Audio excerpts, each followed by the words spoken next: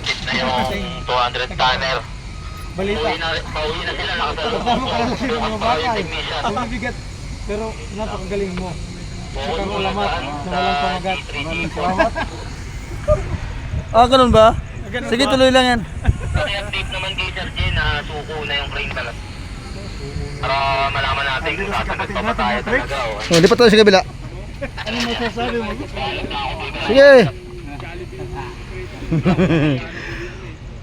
Yari! Tornado ang overtime.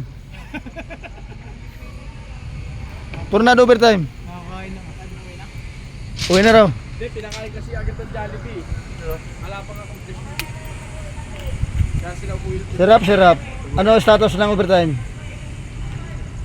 Papachat ko pa lang kay Foreman Mike para alam din ni Sir J kung kasi sira yung crane eh, unexpected eh. Okay, dito lang kami. Pero hanggat maaari, kung kakayanin, may align na lang ang G3 at G4 para bukas, welding kung welding na lang. Okay, hira na ng splice video man ah. Sige, i-splash na namin ito ngayon. Mas susubuhan to ah. Dito ako nakakita ng... Ano yung muna, bukas